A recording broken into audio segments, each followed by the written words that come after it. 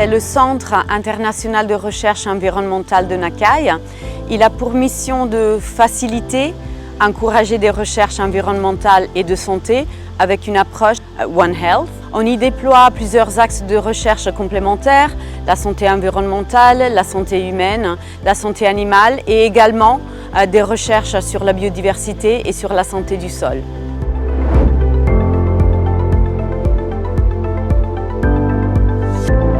La santé du sol est un enjeu important de la santé publique. En effet, les sols peuvent héberger des parasites comme les géohelminthes qui infectent les populations locales et particulièrement les enfants. Il est donc important de bien comprendre leur distribution pour pouvoir cibler des interventions préventives qui soient efficaces et durables pour les politiques de développement local. Dans le cadre du projet SOLAO, le CIREN joue un rôle central en tant qu'infrastructure analytique et centre pour la formation et le transfert des compétences techniques. Le CIREN est mobilisé pour réaliser des analyses moléculaires et microscopiques à partir d'échantillons de sol récoltés sur le terrain et aussi pour former des étudiants et des chercheurs là-haut aux techniques de biologie moléculaire appliquées à l'analyse des sols.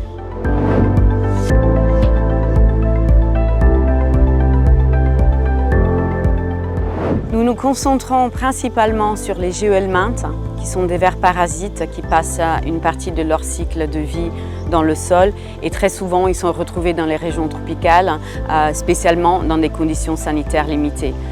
Par exemple, certains parasites se transmettent par contact avec un sol contaminé par des matières fécales, soit par voie orofécale, c'est-à-dire par ingestion via des mains sales, des légumes mal lavés, ou soit directement par pénétration cutanée pour certaines espèces comme les ankylostomes.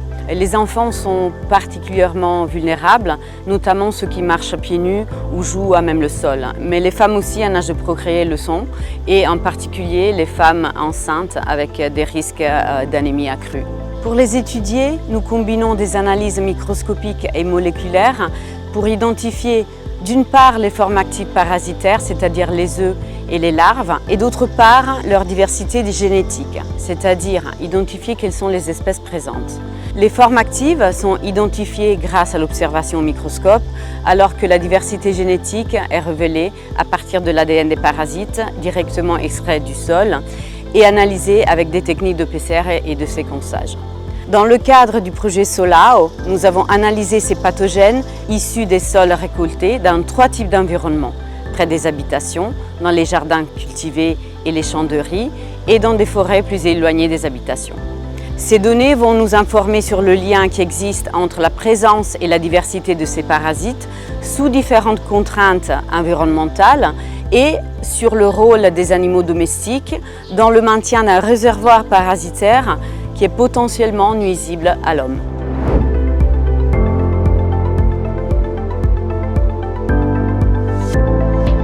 Cette recherche aura plusieurs impacts concrets pour les communautés.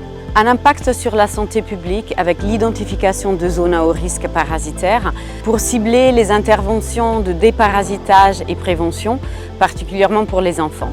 Un impact sur l'agriculture avec des recommandations pour des pratiques agricoles qui vont réduire la contamination des sols tout en maintenant la productivité.